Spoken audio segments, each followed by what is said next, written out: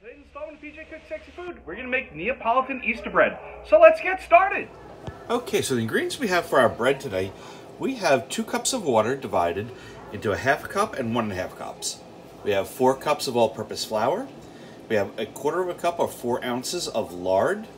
We have a 1/3 cup of Parmesan cheese, a teaspoon of cracked black pepper, a teaspoon of kosher salt. We have 1 envelope or 2½ teaspoons of active dry yeast, and we have 1 pound combined of mortadella, and today we're using cacciacavalo, but you could use salami and provolone, you could use scamorza, you could use prosciutto, you could use boiled ham, you could use pancetta, you could use any type of meat you wish. But this is what we're going to use today. So let's get started. Okay, so the first thing I'm going to do is I'm going to take that ½ cup of water that we have heated to just about 100 degrees. I'm going to add in our yeast. I'm going to let that sit for just a couple of minutes until the yeast hydrates, starts to become active, and it starts to look a little foamy. Okay, so if you look at our yeast, you can see it's dissolved and it started to get a little foamy on top. This is exactly how we wanted it to look. You see it's very light and frothy looking, so we know our yeast is alive and active. So now we can push our yeast off to the side. Okay, so in the bowl of our stand mixer, we're going to go ahead and add in 4 cups of flour.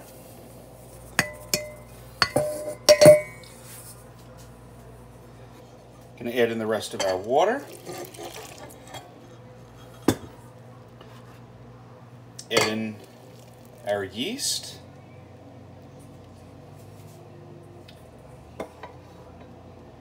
At this point we can add in our Parmesan cheese, our pepper, our salt, and our lard. Put the lid down, lock it into place, and we'll start this on low just until it starts to come together, just as you see here. We're going to let this go for a couple of minutes on low, and then we're going to crank the speed up to medium-high till a nice ball of dough forms. Okay, so it's been a couple of minutes on a lower speed. You can see how it's starting to pull together, it's starting to pull away from the sides of the bowl. Now I'm going to crank my speed up, and I'm going to let this go for a few more minutes. Okay, so I've been letting our dough go for a few moments. You can see it's a little bit on the wet side, so I'm going to go ahead and I'm going to add in just a little bit more flour. I'm going to go maybe another 1/4 cup or so of flour, just to get our dough to come together. I'm going to start it on low, going to let that mix up, and then once it's incorporated, then I'll turn the speed back up. But depending upon the day, your flour, your humidity in the air, the amount of flour you're going to use is going to vary, so always make sure you have extra flour on hold. Okay, so as you can see, we have a nice ball of dough forming. When we turn it up, it's pulling away from the sides of the bowl. We're going to let this go for at least 5 minutes. Okay, so it's been 5 minutes. You can see our dough has completely come away from the bowl. This is perfect. Now we'll go ahead and we'll take it off the hook. Okay, so first thing I'm going to do is I'm going to put a little flour on my hands, just like that. That'll prevent the dough from sticking to my hands while I take the flour off the hook. You can see we have this nice soft dough in our bowl.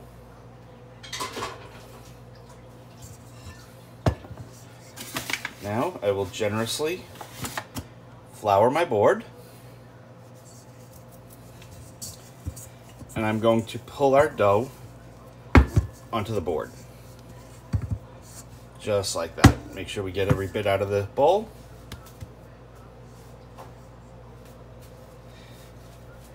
And now I am just going to give it a final knead.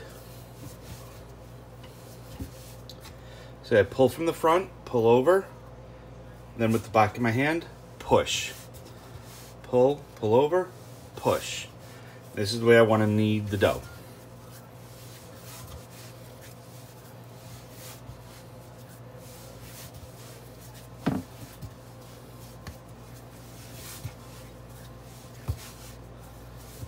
Just giving it a nice final smooth out. It does not need any more flour than what I had originally put on the board. I could feel the softness of the dough. It's exactly where I want it to be.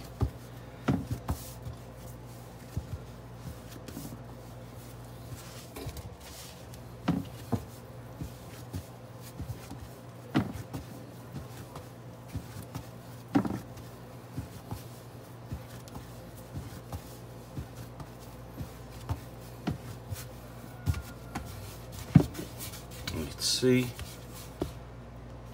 what a beautiful ball of dough we have. Now what I'm going to do is I'm going to take a nice bowl, I'm going to grease it up, and we're going to pop the dough into that bowl. Okay, so I brought back the bowl to my stand mixer that I just cleaned. I'm going to give it a drizzle of olive oil in the bottom. A little bit more.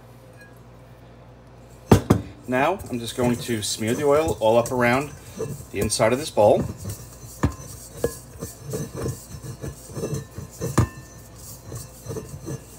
So the whole bowl is nice and coated, just like that. I'm going to take our dough that we formed. I'm going to put it in on the pretty side first, take it over, flip it out. Now I'm going to take this bowl of dough, I'm going to cover it with plastic wrap, put a cloth over the top, and we're going to let this sit for about an hour until it doubles, or just until it comes over the top of the bowl.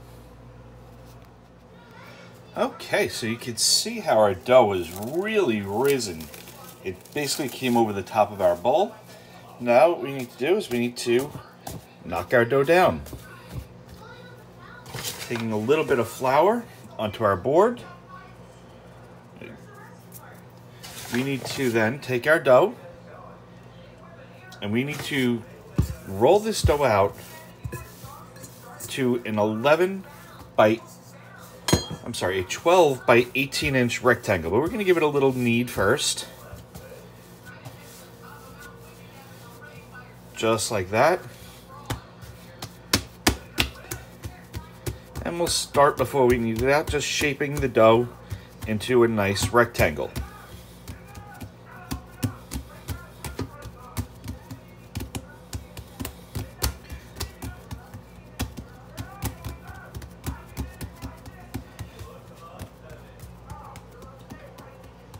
Okay, now that we have it shaped up, let's get our rolling pin and we'll roll this out.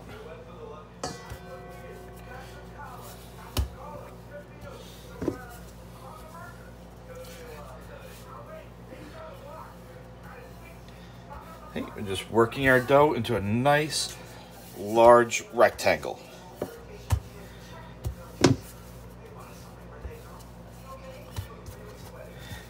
You can always give it a little pull with your hands to stretch it out a little more if you need to while we work the dough out. And take your time, there's no rush. You want to get it as even as possible and rolled out to the full size that we need. Okay, so I think we're pretty good right now. We have a nice big rectangle. Now we're going to take our cheese, spread our cheese onto there, scatter it out nicely, get a nice even coating of the cheese, and now we'll grab the mortadella, we'll do the same thing.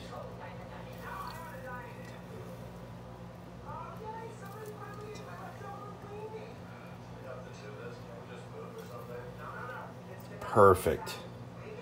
Now if you want to at this point, you could really reinforce that black pepper by giving another sprinkling right onto here. I personally like the cracked black pepper in the bread, so I'm going to put a little bit more, just like that. Now starting at the far end, we're going to take our bread and we're going to roll it like a jelly roll. And just go slowly, take your time. Work one way, and then work your way back. Work one way, and then work your way back.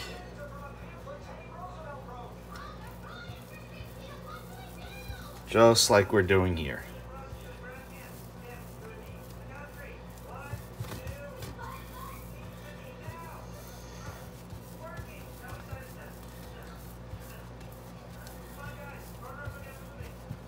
Okay, so we got to the end.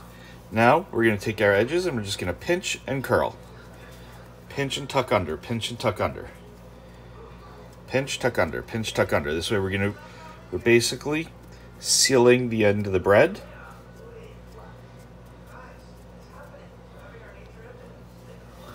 Now we'll roll it back over, so keep that end closed. Form it into a ring. Just like that. Now I'm pulling over a greased tube pan that has a removable bottom. I did grease it with the lard, which was the same lard that we used in the bread. I'm going to pick it up, place it right into our pan. Now here with the edges, I'm going to pinch them closed. Flatten our bread out, make sure our edges are nice and sealed. Now, we need to take this, and see what I'm doing, I'm just giving a little poke to even it out so it's even all the way around. Now I will take this, wrap it in plastic wrap, like so.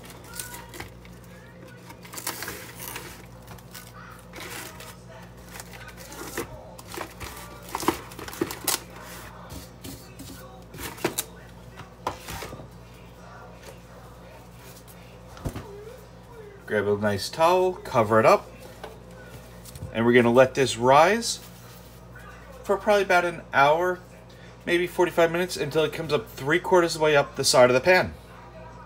And while we wait for that to rise, we're going to preheat our oven to 375 degrees. Okay, so our bread has been rising for about 45 minutes. You can see it's 3/4 of the way up the pan, so I'm going to take off my plastic wrap.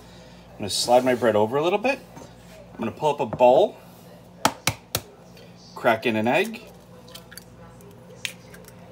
Just going to beat this egg up a bit.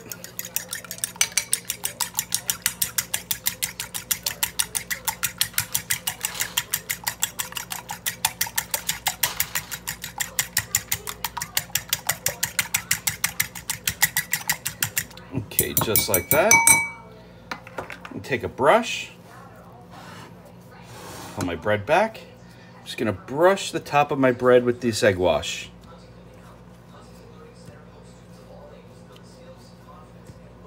This is going to give it a really nice shine on the top. It's going to make it nice and golden. I'm just going to brush the entire top of this bread. Then I'm going to pop it into my oven, which is already heated up to 375 degrees. And it's going to go in for about 45 minutes to an hour until it's nice and golden brown.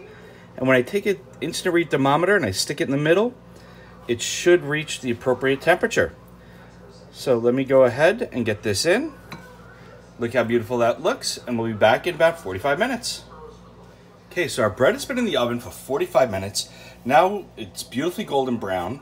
I want to go ahead and I want to take its temperature.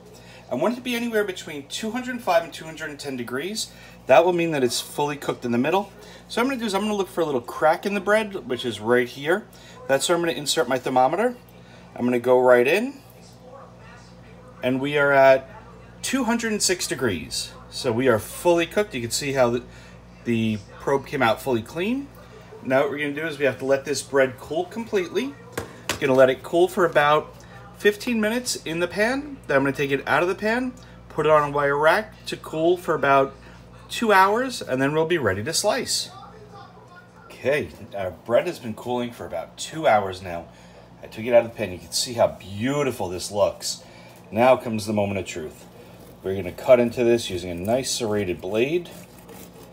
Straight down. Turn the bread a little bit. Let's go in. Cut a nice big piece out of here. You can feel the holes in there, how airy it is and light. Let's go ahead, take that slice out. Oh my God, look at that bread. You can see the meat all studded through, the melted cheese. This is absolutely fabulous. I hope you enjoyed this recipe. I hope you try it at home. Thank you for tuning into PJ Cooks Sexy Food. We'll see you next time.